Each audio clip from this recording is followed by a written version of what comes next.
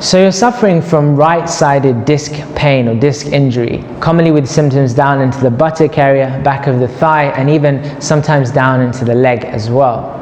We need to address the joints below this area, i.e. the hip, knee and ankle, as well as the joints above this area, the upper back, the shoulders and the neck. It's very important that these areas are moving well so that your body doesn't compensate and create more buildup of pressure and load into the lower back. Now, as you know me, our bodies move in 3 different directions: forward and backwards, side to side, as well as in rotation. Now, if one of those planes of motion is restricted, then that can lead to more compensation in either side shifting, rotation, or that forward and back movements. And that can lead to overload into the back. So let's take, for example, restrictions in the side to side plane of motion. Your body will end up moving into rotation a little more and also into flexion a little more. And that can lead to more pressure buildup in the back. Now imagine you have 2 planes of motions that are restricted, the side to side and the rotational motion. So you can't move too much in the side to side, nor can you move enough in the forward and back. Your body ends up using full rotational motions to get you to move in your day-to-day life. This again can lead to compensations and then loading into the back and creating pressure. So let's take the hip joint here on the right side. You've got right disc injury, right-sided hip pain. Now, if you imagine the walking mechanics, the stepping forward with the right leg, the hip joint requires flexion, it requires rotation, and it requires side shifting. And that's important to switch on these very powerful muscles called the glute muscles in the back of the hip on the right-hand side.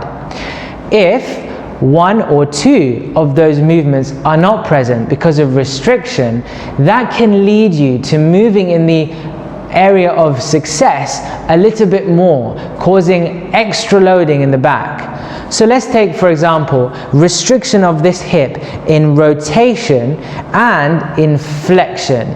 Your body is going to end up moving a little bit more into the side shifting motion to compensate for the lack of mobility in the hip. If it does do that too much, you can imagine what happens in opening up this disc space and causing more injury or more pain and discomfort. So we've got to come up with the exercises that can help you improve your mobility in the right hip. Let's start with rotation. How can we improve rotation in the right hip without damaging the lower back? It all comes down to keeping the shoulders and the pelvis in alignment and using the lower body to help you improve the mobility. So we're going to take the left foot here and rotate it round the corner to the right hand side, keeping my shoulders and my pelvis in alignment.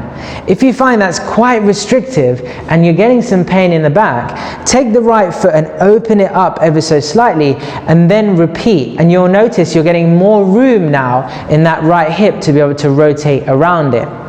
Obviously, eventually we want to be able to get back to a more neutral position or a more centralized position so that you can improve that mobility. So you can start with 5 or 6 here, then maybe just tweak that foot in ever so slightly and 5 or 6 there, and then you might tweak it in a little bit more, and as you go rotate, you feel the pain. Okay, you need to move back a step and go to this position here where it was comfortable and you weren't getting any discomfort.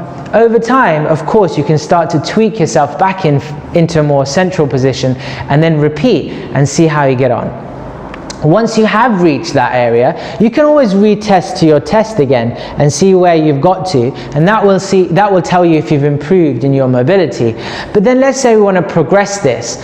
For progressions, you can take the hands out in front of you and rotate the hands around the corner now. And as you rotate the hands around the corner, you're also making sure that your shoulders and your pelvis are in alignment. That will keep your spine semi-neutral so that you don't have too much pressure building up in the spine, but all of it is building up in the right hip.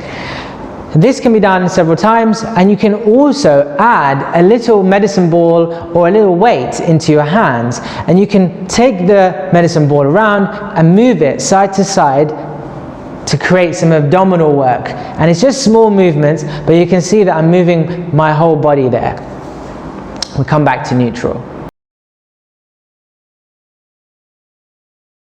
You can always progress this even further with progression number 2 by taking the left foot round the corner again, just like you would before, creating some rotation in the right hip here, and then driving the hands in different planes of motion with some weights. So you could end up doing movements like this,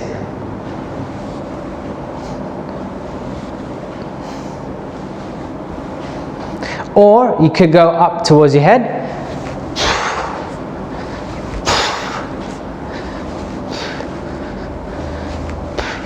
or you could simply take the dumbbells out to the side and take them round the corner as you try to strengthen your upper body and rotate around that right hip. As you can see, even with the weights here, you're making sure that the shoulders and the hips are in alignment and they're not rotating away from each other. You can then retest and make sure that you're getting the movement that you need in the right hip. Now let's look at the flexion motion in the right hip. So you may have done your test of reaching down in front of you and found that that's painful and that's discomfort. And it will be in disc injuries. But how do we get improvement in the hip flexion without the lower back coming into play? Well, we can drive our feet instead of our hands. If we drive our hands forward, the pressure starts to build. But if we drive our feet, the opposite side foot, that can really assist. So as an example, standing this way so that you can see all the way onto my right leg here, and I'm just going to be dropping this foot back and coming back again. Just dropping this foot back, coming back again, as if I'm sitting down into my right leg. Now it's very important that you don't lean forward, because that will cause you pain and discomfort. So don't hinge through the hip, but rather sit into your buttock muscle. So you're sitting into your buttock muscle, or doing like a mini squat, if you like, on the right hand leg through there as you go through this movement. And as you get better, you can start to progress that to just a soft touch or even a no touch, and you will see that this glute will start to pick up in terms of strength and some stability as well. And you're also getting good flexion to occur through this right hip joint, which is very important. You can see there I'm not flexing or hinging through the pelvis, but rather just driving the foot back and feeling the glutes become involved. Now, to progress these, you can start to change the direction of your posterior reach. So you can start to go slightly wider or even slightly narrower. Now this slightly narrower one is very important, so crossing behind you ever so slightly, because that will get the glute working in the side to side plane of motion. And the outside one can also be a helpful starter if the inside one is a bit sore. The progressions could be starting with some outside reaches and then gently moving back to straight, gently moving back to straight, and slowly beginning to cross through and cross over. Now you really feel you get burned through that glute muscle there. So that's a way of improving some of the flexion in that hip joint. Again, if you would like to progress even further, you can add some weights. And the weight motions might be a posterior reach to start off with, and instead of taking the hands down, which would cause some back pain, you could maybe even take the hands up. And this will get your quadriceps working on that right side as well. So hands up as you go through this. Again, you're staying in that neutralish spine position to improve some of the extension through the spine and get some shoulders working. Once again, the other progression we can do with the medicine ball is very similar to what we did going in rotation, where you're reaching back behind you and you can add a few drives, and even in rotation, ever so slightly. Okay, you could see that I'm stabilizing with the back foot when I get there. Few movements, coming back to center again. Few movements, come back to center again. You're going to feel those abdominal muscles working. Now the clever part of these movements is they're very functional, so they're related to the upright movement of gravity acting on your body and ground reaction, as well as what you might be doing in your day-to-day life in terms of movement around the house and around the outside.